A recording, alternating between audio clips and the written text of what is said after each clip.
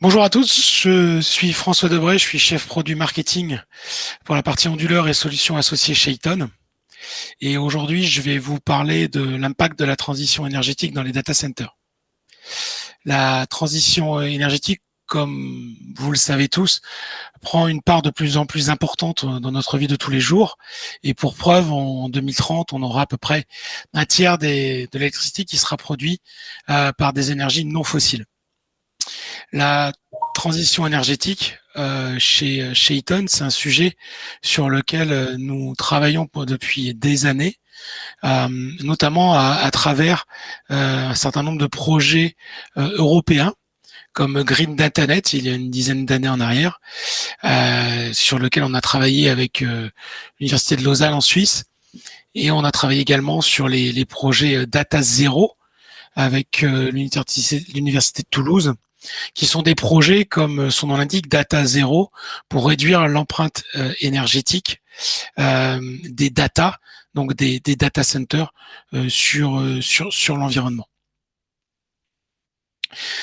Aujourd'hui, ces enjeux sont absolument majeurs puisque on a vu une explosion de la consommation d'énergie en data center ces dernières années, notamment dû à l'explosion de l'Internet des objets, ce qu'on appelle l'IoT, et aussi et surtout le double IoT, l'Internet des objets industriels. Aujourd'hui, tout est connecté, et il y a une demande très forte de connecter de plus en plus d'objets, des capteurs, pour avoir des informations. Toutes nos voitures aujourd'hui sont connectées de plus en plus profondément au sein du système pour donner une capacité aux opérateurs, aux personnes qui font du service de la maintenance, d'opérer à distance. De plus, malheureusement, avec la crise qui nous impacte depuis plus d'1 an, la demande de matériel et de connexion Internet pour travailler depuis la maison ou depuis d'autres endroits que le bureau ont encore accéléré le phénomène, et sur des enjeux qu'on voyait venir à l'horizon d'une dizaine, une quinzaine d'années, ces horizons se sont assez drastiquement réduits. On voit déjà des problématiques de consommation et de demande à horizon de 2025. Et donc, dans ce cadre-là, la, nous avons, avec nos différents partenaires, entamé des recherches à la fois technologiques sur nos produits, mais aussi au sein de logiciels et de plateformes collaboratives pour améliorer notre captation de données, leur utilisation et leur application au bout de la chaîne. Nous avons vraiment une démarche d'adapter la consommation électrique d'un data center à la demande en informatique.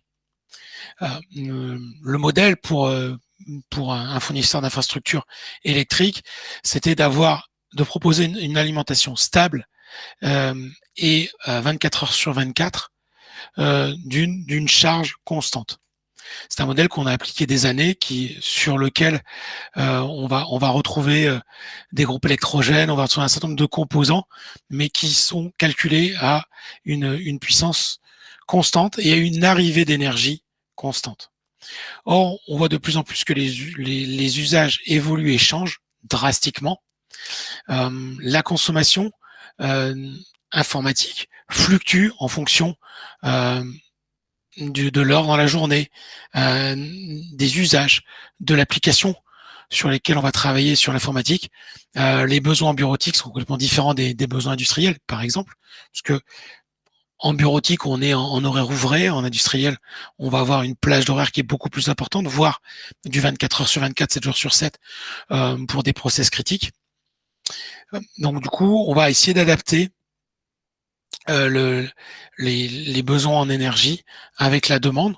Donc, peut-être qu'on va, avec des technologies nouvelles, on va utiliser davantage de ressources en interne sur les produits, utiliser davantage les batteries, par exemple, quand on va avoir des pics de consommation, et de ce fait rentabiliser davantage l'infrastructure pour éviter que les investissements d'infrastructure deviennent beaucoup trop élevés par rapport aux investissements informatiques.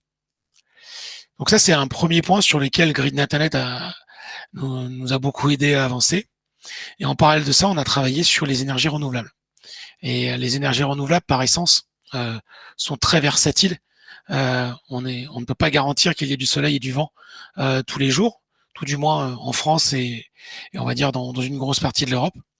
Et de fait, c'est être capable de s'adapter à cette versatilité de l'énergie renouvelable en fonction, encore une fois, de la demande informatique.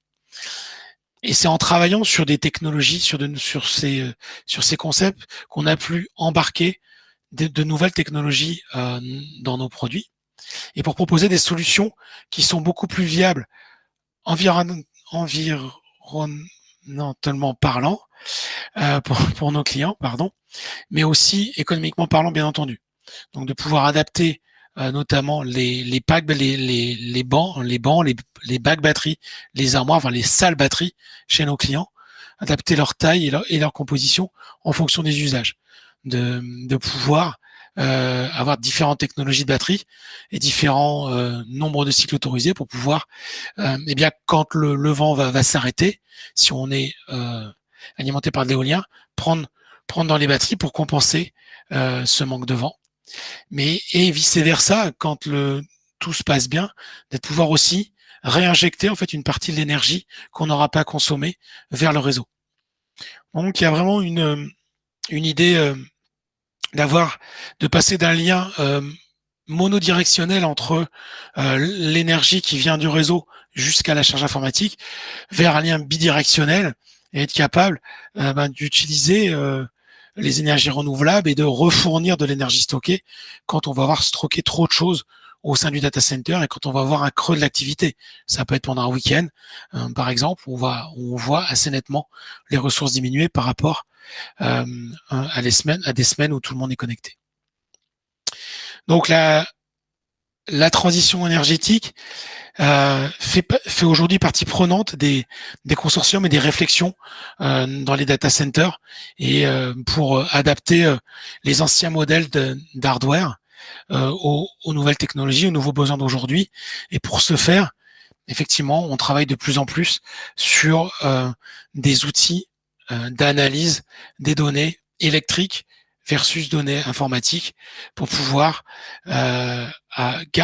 pour pouvoir encore une fois réduire l'empreinte énergétique des data centers, mais aussi adapter les usages, faciliter la maintenance, le service, puisque il ne faut pas oublier qu'on doit garantir le fonctionnement et la disponibilité 24 heures sur 24.